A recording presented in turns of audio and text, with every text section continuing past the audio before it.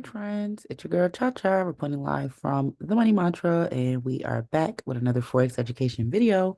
I created this channel to help as many people as possible become independent and profitable traders. So if that's something that you're looking for, you are definitely in the right place.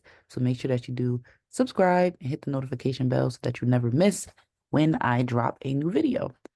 Now, I've been trading for about 4 years, but I did recently launch my own e-learning platform where you can really learn and engage with the markets at your own pace. You'll also have a community of traders who are also focused on learning, and you'll also have access to me as your mentor. So, if you have been exploring my channel and you love the way that I teach, it would be really beneficial of you to click the information down below in my description box to learn more about that opportunity. Now, if you are a new subscriber, welcome. I hope you finally found your home and a place where you can really start to not only learn these basic trading concepts, but begin to apply them and to make the kind of money that you're looking to make, because why else would you start trading, right? Now, if you are a returning subscriber, welcome back. I do appreciate you guys for coming and spend some more time with me and for really investing in your education. Don't forget to leave some comments below to inspire and encourage other people to subscribe and join the channel, because you guys have been doing such a great job with just engaging, interacting, and sharing everything. So I really do appreciate it. You are not only helping yourself, but you're helping the channel grow and you're helping traders all around the world, which I'm extremely grateful for. So in today's quick video, I'm going to continue this little mini series that we have going on with how to really maximize your free charting tools on TradingView. In the last video, we talked about how to use a simple horizontal line to find entry points for support and resistance. And today we're going to be using a similar tool, but this time it's going to be under the geometrical shapes tab, and we're going to be focusing on circles. Now, this is pretty simple. Now, on the left panel, you'll see all of these different tools that TradingView has for you to offer, and these are all free. Now, once you actually click on one, there should be a little arrow next to most of them that will bring up a list of other things that you can use. Now, for the geometric shapes tab, it usually starts on the brush and it'll look like this. But I do just want you guys to click this little arrow here and then click on the circle, because this is what we're going to use to find potential entry and exit points for our trades. Now, what you want to do with this circle is you just want to firstly highlight where the market currently is. And I'm just going to go ahead and I'm going to add a circle there. Now, if you want to make additional edits to these circles, like changing it to red for a potential sell, changing it to green or blue for a potential buy, or changing it to your favorite color, you do have the option to do that. So today, because we're not particularly focused on buys or sells, I'm just going to turn it purple for the purpose of this class. So the first thing I did was I highlighted this wiki area because that's where the market currently is. And wicks they tell you a lot about the price.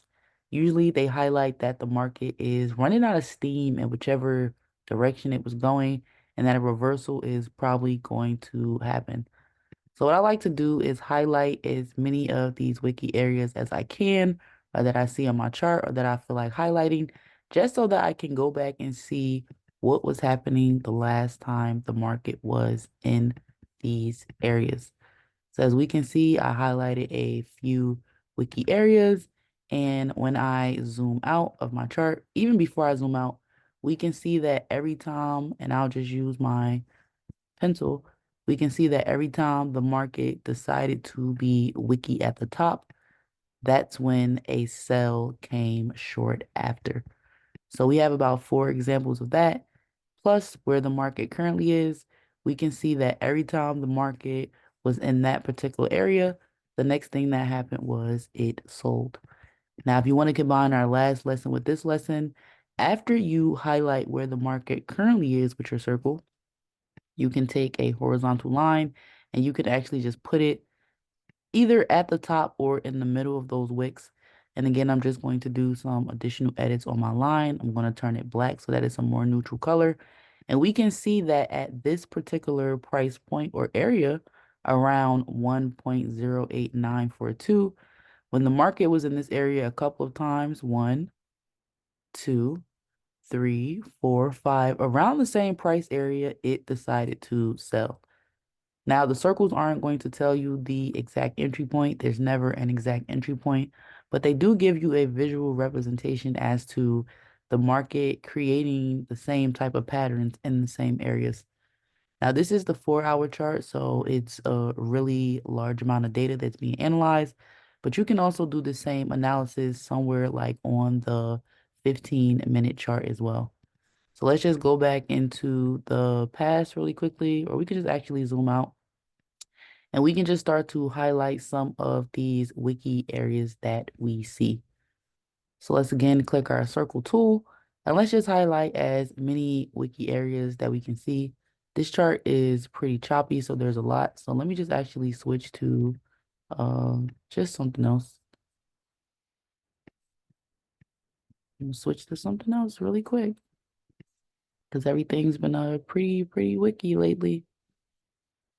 And I don't want to confuse you when I'm trying to highlight this example. So maybe let's look at some JB. As you can see, these things have been pretty wiki. All right, so let's just go back here. So again, we're going to find whatever currency pair we're going to be looking at. We're going to highlight as many of the wick areas that we can see, right? And you can do this whether it be at the top or whether it be at the bottom. And you really just want to make sure that those wicks are really there. 1 or 2 wicks is good, but 3 or more, of course, is going to be better. Okay, maybe let's take some examples at the top. We see some wicks here. We see some wicks here. We see some wicks here. Now, even though we don't have a lot of circles on our chart, we do have enough so we can put our horizontal lines and we can see the last time the markets were at this area, did they have the same reaction? So even if we zoom out, right, we didn't even go back this far before, but we can see another area here. The market hit this area and then it bought. The market hit this area and then it sold. It hit the same area. And in both instances, the market bought. And then on the other hand, when it hit the same area, it sold. So circles are just a really simple tool that you can use to highlight areas of support and resistance. It's really nice to be able to recognize this because sometimes when we're really zoomed into our charts, this may be the only thing we see and we can be a little bit confused. But once we actually take the time to, let's just say we highlighted this area here and then we put our horizontal line there. If we were to zoom out, we may be able to potentially find other times in the market where it did the same thing. So this is only going to give us the confidence to take our trades, knowing that the market patterns are actually being repeated. So I really hope that this video was helpful. If you did learn something, that's awesome. Make sure you give this video a thumbs up, share it with another trader, and leave down below in the comments, how do you actually find support and resistance on your charts? But that's all I have for you guys today. Until next time, rich friends.